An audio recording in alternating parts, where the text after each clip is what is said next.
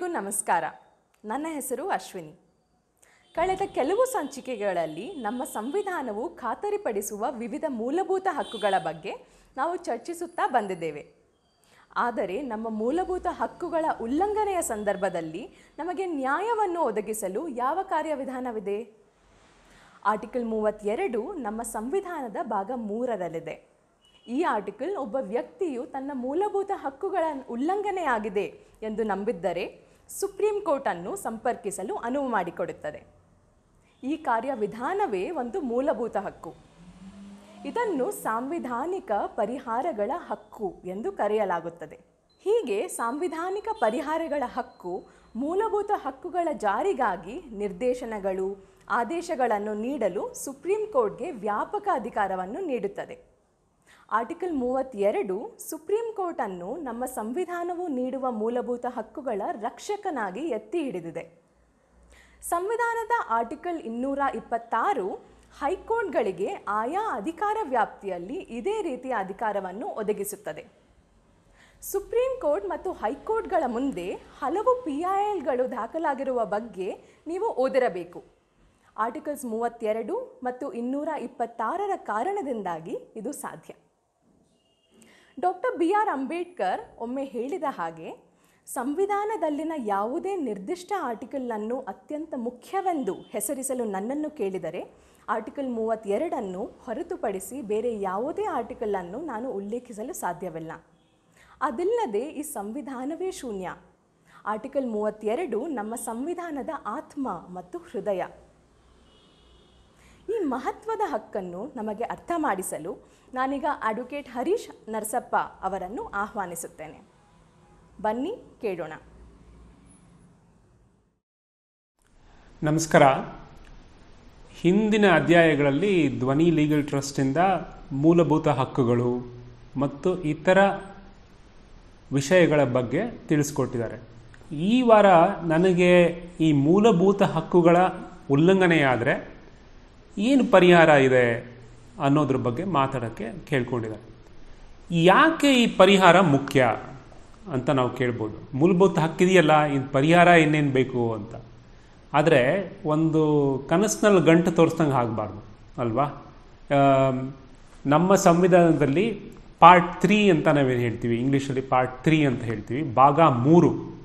ಅದರಲ್ಲಿ ಪ್ರಜೆಗಳಿಗೆ ಯಾವ ಮೂಲಭೂತ ಹಕ್ಕುಗಳು ಇವೆ ಅನ್ನೋದನ್ನ ವಿಧಿಯಾಗಿ ಬರೆದಿದೆ. ಒಂದು ಸಮಾನತೆಯ ಹಕ್ಕು, ಮತ್ತೊಂದು ವಾಕ್ ಸ್ವಾತಂತ್ರ್ಯದ ಹಕ್ಕು, ಅಭಿವ್ಯಕ್ತಿ ಸ್ವಾತಂತ್ರ್ಯದ ಹಕ್ಕು,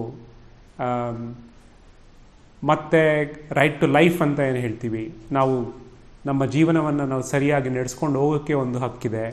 ಈಗ ವಿದ್ಯಾಭ್ಯಾಸದ ಹಕ್ಕು ಕೂಡ ಇದೆ. ಕೆಲವು ಹಂತದಲ್ಲಿ ಮಾತ್ರ ವಿದ್ಯಾಭ್ಯಾಸದ ಹಕ್ಕಿದೆ. ಈ ಥರ ಅನೇಕ ಹಕ್ಕುಗಳನ್ನು ಸಂವಿಧಾನದ 3ನೇ ಭಾಗದಲ್ಲಿ ಅಳವಡಿಸಿ ಜನರಿಗೆ ಆ ಹಕ್ಕು ಇದೆ ಅಂತ ಬರೆದಿದ್ದಾರೆ. ಯಾಕೆ ಇದು ಬರೆದಿದ್ದಾರೆ ಅನ್ನೋದನ್ನು ನಾವು ತಿಳ್ಕೊಬೇಕು. ಮೊದಲು ಯಾಕೆ ಬರೆದಿದ್ದಾರೆ ಅಂತ ತಿಳ್ಕೊಂಡ್ರೆ ಪರಿಹಾರ ಯಾಕೆ ಬೇಕು ಮತ್ತು ಹೇಗಿರಬೇಕು ಅನ್ನೋದು ನಮಗೆ ಸುಲಭವಾಗಿ ಅರ್ಥ ಆಗುತ್ತೆ. ಒಂದು, ನಾವೆಲ್ಲ ಈ ದೇಶದ ಪ್ರಜೆಗಳಾದರೆ ಸರ್ಕಾರ ಏನು? ನಾವು ಸಾಮಾನ್ಯವಾಗಿ ಮಾತಾಡುವಾಗ ಏನು ಅಂದ್ಕೊಂಡ್ಬಿಡ್ತೀವಿ, ಸರ್ಕಾರ ನಮ್ಮನ್ನು ಆಳ್ತಾ ಇದ್ದಾರೆ ಅಂತ ತಿಳ್ಕೊಂಡ್ಬಿಡ್ತೀವಿ. ಅದು ತಪ್ಪು ನನ್ನ ಪ್ರಕಾರ. ಒಂದು, ಸರ್ಕಾರ ಇರೋದು ಜನರನ್ನು ಪ್ರತಿನಿಧಿಸಿ ಜನರಿಗೋಸ್ಕರ ಒಂದು ಆಡಳಿತವನ್ನು ಮಾಡಬೇಕು ಅಂತ. ಯಾಕಂದರೆ ನಮ್ಮ ದೇಶದಲ್ಲಿ ಈಗ 130 ಕೋಟಿ ಜನ ಇದ್ದೀವಿ. ನಾವು 130 ಕೋಟಿ ಜನ ಕೂಡ ಕೂತ್ಕೊಂಡು ಆಡಳಿತ ಮಾಡೋದಕ್ಕಾಗಲ್ಲ. ಆದ್ದರಿಂದ ನಾವು ಇಷ್ಟೊಂದು ಜನ ಇರುವಾಗ ನಾವು ಪ್ರಜಾಪ್ರಭುತ್ವದಲ್ಲಿ ಒಂದು ವ್ಯವಸ್ಥೆಯನ್ನು ಹೇಗೆ ಮಾಡ್ಕೊಂಡಿದ್ದೀವಿ ಅಂದರೆ, ನಾವು ಚುನಾವಣೆಗಳ ಮೂಲಕ ನಮ್ಮ ಪ್ರತಿನಿಧಿಯನ್ನು ಆರಿಸ್ತೀವಿ. ಅವರು ಹೋಗಿ ಲೆಜಿಸ್ಲೇಚರ್ ಅಥವಾ ಪಾರ್ಲಿಮೆಂಟ್ನಲ್ಲಿ ಕೂತ್ಕೋತಾರೆ. ನಂತರ ಒಂದು ಸರ್ಕಾರವನ್ನು ಹೇಗೆ ನಡೆಸಬೇಕು ಅಂತ ಕಾನೂನುಗಳನ್ನು ಮಾಡ್ತಾರೆ. ಅದಕ್ಕೆ ಒಂದು ವ್ಯವಸ್ಥೆ ಇದೆ, ಅದು ಸರ್ಕಾರದ ವ್ಯವಸ್ಥೆ. ಅವರೇನು ನಮ್ಮ ಪರವಾಗಿ ಮತ್ತು ನಮ್ಮ ಹಿತಕ್ಕಾಗಿ ಒಂದು ಕಾರ್ಯವನ್ನು ನಡೆಸಬೇಕು. ಸೊ ಸರ್ಕಾರವನ್ನು ನಡೆಸೋಕ್ಕೆ ನಾನು ಆಗಲೇ ಈಗ ಅಸೆಂಬ್ಲಿ ಬಗ್ಗೆ ಮಾತಾಡಿದೆ, ಮತ್ತು ಕಾರ್ಯಾಂಗ ಕೂಡ ಇದೆ, ಎಕ್ಸಿಕ್ಯೂಟಿವ್ ಅಂತೀವಿ ಇಂಗ್ಲೀಷ್ನಲ್ಲಿ, ಬಟ್ ಕಾರ್ಯಾಂಗ ಅಂದರೆ ನಮ್ಮ ಗೌರ್ಮೆಂಟ್ ಅಫಿಷಿಯಲ್ಸ್ ಅಂತ ನಾವೆಲ್ಲ ಮಾತಾಡ್ತೀವಲ್ಲ, ಅವರೆಲ್ಲ ಕಾರ್ಯಾಂಗದ ಒಂದು ಭಾಗ. ಸೊ ನಾವು ಈ ವ್ಯವಸ್ಥೆಯನ್ನು ನಾವು ರಚಿಸಿದ ಮೇಲೆ ಆ ವ್ಯವಸ್ಥೆಯಲ್ಲಿ ಕುಳಿತಿರುವ ಜನ ಅವರು ಏನೇ ಕೆಲಸ ಮಾಡಿದ್ರೂ ಕೂಡ ಸಂವಿಧಾನದ ಪ್ರಕಾರವಾಗಿ ಕೆಲಸ ಮಾಡಬೇಕು, ಸಂವಿಧಾನದ ವಿರುದ್ಧ ಕೆಲಸ ಮಾಡೋ ಹಾಗಿಲ್ಲ. ಆದರೆ ನಾವು ಯಾವುದೇ ಸಂಸ್ಥೆ ಆಗಲಿ ತಪ್ಪುಗಳು ನಡೀತಾ ಇರುತ್ತೆ. ಅವರು ಕೆಲಸ ಮಾಡುವಾಗ ನಮಗೆ ಅಂದರೆ ಜನರಿಗೆ ಇರುವ ಮೂಲಭೂತ ಹಕ್ಕುಗಳನ್ನು ಉಲ್ಲಂಘಿಸಿ ಕೆಲಸ ಮಾಡಿದರೆ ಯಾವುದೇ ಥರದ ಕೆಲಸ ಆಗ್ಬೋದು, ಅದಕ್ಕೆ ಪರಿಹಾರ ಇರಲೇಬೇಕು. ಇಲ್ಲಾಂದರೆ ಹಕ್ಕಿದ್ದೇನು ಉಪಯೋಗ? ಹಕ್ಕು ಯಾವಾಗ ಬೆಲೆ ಬಾಳುತ್ತೆ ಅಂದರೆ ನಮ್ಮ ಹಕ್ಕನ್ನು ಬೇರೆಯವರು ಉಲ್ಲಂಘಿಸಿದರೆ ನಾವು ಅವರ ವಿರುದ್ಧ ಕಾರ್ಯ ಕೈಗೊಂಡು ಮತ್ತು ನಮಗೆ ಅನ್ಯಾಯ ಆಗಿದೆ, ನ್ಯಾಯ ದೊರಕಬೇಕು ಅಂತ ಯಾರಾದರೂ ಹೇಳಿದ್ರೇ ನಮಗೆ ಹಕ್ಕಿಗೆ ಒಂದು ಅರ್ಥ ಇರುತ್ತೆ. ಆದ್ದರಿಂದ ಹಕ್ಕುಗಳ ಉಲ್ಲಂಘನೆಗೆ ಒಂದು ಪರಿಹಾರವನ್ನು ಸರಿಯಾಗಿ ನಿರ್ಧರಿಸಲ್ದಿದ್ರೆ ಹಕ್ಕಿಗೇನೆ ಅರ್ಥ ಇರೋದಿಲ್ಲ. ಆದ್ದರಿಂದ ನಮಗೆ ಸಂವಿಧಾನಿಕ ಪರಿಹಾರಗಳು ಅಂತ ಕಾನ್ಸ್ಟಿಟ್ಯೂಷನಲ್ ರೆಮಿಡೀಸ್ ಅಂತೀವಿ ಇಂಗ್ಲೀಷ್ನಲ್ಲಿ, ಅದು ನಮ್ಮ ಸಂವಿಧಾನದ ಒಂದು ಮುಖ್ಯ ಭಾಗ. ಈ ಕಾನ್ಸ್ಟಿಟ್ಯೂಷನಲ್ ರೆಮಿಡೀಸ್ ಅಂತ ನಾವು ಮಾತಾಡುವಾಗ ಅದರಲ್ಲಿ ಎರಡು ಪ್ರಮುಖ ವಿಷಯಗಳಿವೆ. ಒಂದು, ನಮಗೆಲ್ಲರಿಗೂ ಸುಪ್ರೀಂ ಕೋರ್ಟ್ ಅಂದರೆ ಏನು ಅಂತ ತಿಳ್ಕೊಂಡಿದ್ದೀವಿ, ಅದರ ಕಾರ್ಯವೈಖರಿಯಾಗಿ ಪೂರ್ತಿ ನಮಗೆ ಗೊತ್ತಿಲ್ಲದಿದ್ರೂ ಕೂಡ ಸುಪ್ರೀಂ ಕೋರ್ಟ್ ಅಂದರೆ ಏನು ಅಂತ ಈಗ ಎಲ್ಲರಿಗೂ ಗೊತ್ತಿರುತ್ತೆ. ಪೇಪರ್ ಓದೋರ್ಗೆಲ್ಲರಿಗೂ ಸುಪ್ರೀಂ ಕೋರ್ಟ್ ಅಂದರೆ ಏನು ಅಂತ ಗೊತ್ತಿರುತ್ತೆ. ಮತ್ತು ಪ್ರತಿ ರಾಜ್ಯದಲ್ಲೂ ಒಂದೊಂದು ಹೈಕೋರ್ಟ್ ಇದೆ, ಉಚ್ಚ ನ್ಯಾಯಾಲಯ ಅಂತೀವಿ. ಸುಪ್ರೀಂ ಕೋರ್ಟ್ ಮತ್ತು ಹೈಕೋರ್ಟ್ಗಳಿಗೆ ಮೂಲಭೂತ ಹಕ್ಕು, ಜನರ ಮೂಲಭೂತ ಹಕ್ಕುಗಳನ್ನು ಸರ್ಕಾರ ಉಲ್ಲಂಘಿಸಿದ್ರೆ ಸುಪ್ರೀಂ ಕೋರ್ಟ್ ಮತ್ತು ಹೈಕೋರ್ಟ್ಗಳಿಗೆ ನಾವು ಹೋಗಿ ಈ ಹಕ್ಕು ಉಲ್ಲಂಘನೆಯನ್ನು ಸರಿಪಡಿಸಿ ಅಂತ ಕೇಳ್ಕೊಳಕ್ಕೆ ಸಂವಿಧಾನದಲ್ಲಿ ನಮಗೆಲ್ಲರಿಗೂ ಕೂಡ ಹಕ್ಕಿದೆ. ಅದು ಕೂಡ ಒಂದು ಹಕ್ಕು. ಅದರಲ್ಲಿ ನಾನು ಈಗಾಗಲೇ ಹೇಳಿದೆ, ಎರಡು ಆರ್ಟಿಕಲ್ಸ್ ಇದೆ. ಒಂದು ಆರ್ಟಿಕಲ್ 32 ಅಂತ ನಾವು ಹೇಳ್ತೀವಿ. ಅದು ಒಂದು ವಿಶೇಷ ಏನಂದರೆ ಆರ್ಟಿಕಲ್ 32 ಕೂಡ ನಮಗೆ ಒಂದು ಮೂಲಭೂತ ಹಕ್ಕು. ಅದು ಕೂಡ ಪಾರ್ಟ್ 3ಯ ಒಂದು ಇಂಪಾರ್ಟೆಂಟ್ ಆರ್ಟಿಕಲ್. ಆರ್ಟಿಕಲ್ 32 ಏನು ಹೇಳುತ್ತೆ ಅಂದರೆ, ಯಾವುದೇ ಪ್ರಜೆಯ ಮೂಲಭೂತ ಹಕ್ಕನ್ನು ಉಲ್ಲಂಘಿಸಿದ್ರೆ ಆ ಪ್ರಜೆಗೆ ಸುಪ್ರೀಂ ಕೋರ್ಟಿಗೆ ಹೋಗಿ ಈ ಉಲ್ಲಂಘನೆಯನ್ನು ಸರಿಪಡಿಸಿ ಅಂತ ಕೇಳ್ಕೊಳೋ ಹಕ್ಕಿದೆ. ಸೊ ನ್ಯಾಯಾಲಯಕ್ಕೆ ಹೋಗಿ ನಮ್ಮ ಹಕ್ಕು ಉಲ್ಲಂಘನೆಯನ್ನು ಸರಿಪಡಿಸಿ ಅಂತ ಕೇಳ್ಕೊಳೋದು ಕೂಡ ಒಂದು ಹಕ್ಕು. ಸೊ ಆದ್ದರಿಂದ ಆರ್ಟಿಕಲ್ 32ಗೆ ಒಂದು ತುಂಬ ಮುಖ್ಯವಾದ ಸ್ಥಾನ ಇದೆ ನಮ್ಮ ಜೀವನದಲ್ಲಿ, ನಮ್ಮ ಸಮಾಜದಲ್ಲಿ. ಯಾಕಂದರೆ ಆರ್ಟಿಕಲ್ 32 ಇಲ್ಲದೆ ಹೋಗಿದ್ರೆ ನಮ್ಮ ಸರ್ಕಾರ ಆಗಲಿ ಅಥವಾ ನಮ್ಮ ಜನಪ್ರತಿನಿಧಿಗಳಾಗಲಿ ಅವ್ರು ಏನು ಮಾಡಿದರೂ ಕೂಡ ನಮಗೆ ಮುಂದಿನ ಎಲೆಕ್ಷನ್ ಬರೋವರೆಗೂ ಕಾಯಬೇಕಾಗಿತ್ತು.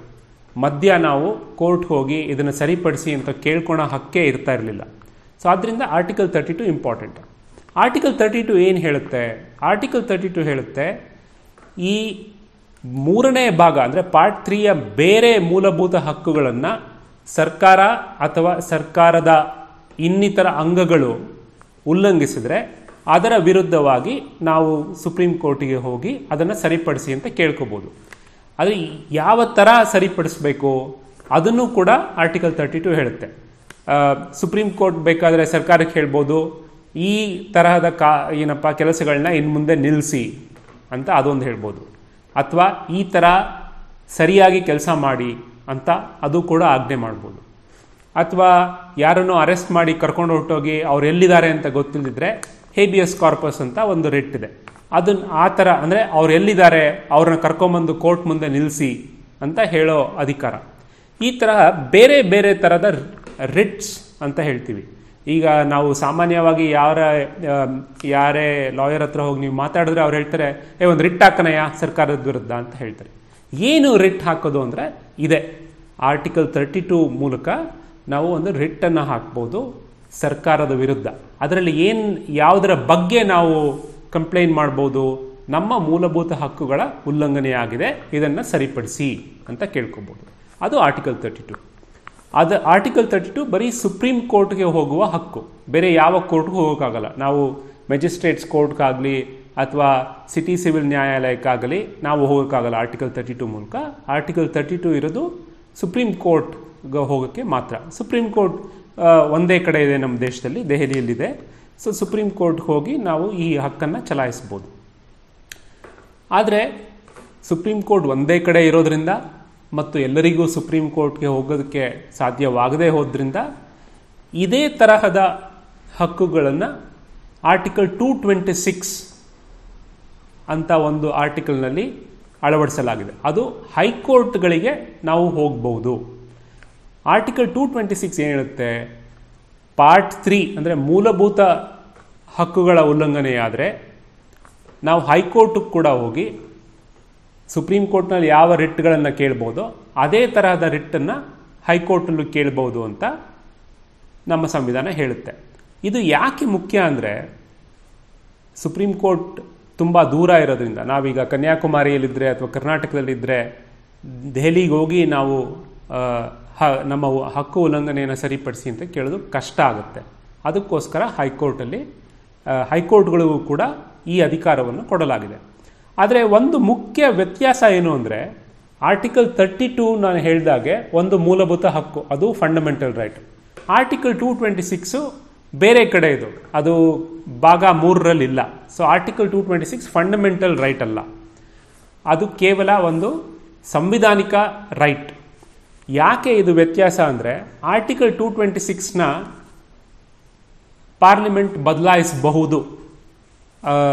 ಕೆಲವು ಕಂಡೀಷನ್ಸ್ ಇವೆ, ಹೇಗೆ ಬೇಕಾದರೂ ಬದಲಾಯಿಸೋ ಹಾಗಿಲ್ಲ, ಕೆಲವು ಕಂಡೀಷನ್ಸ್ ಇವೆ. ಆದರೆ ಆರ್ಟಿಕಲ್ 226ನ ಬದಲಾಯಿಸುವ ಸಾಧ್ಯತೆ ಇದೆ.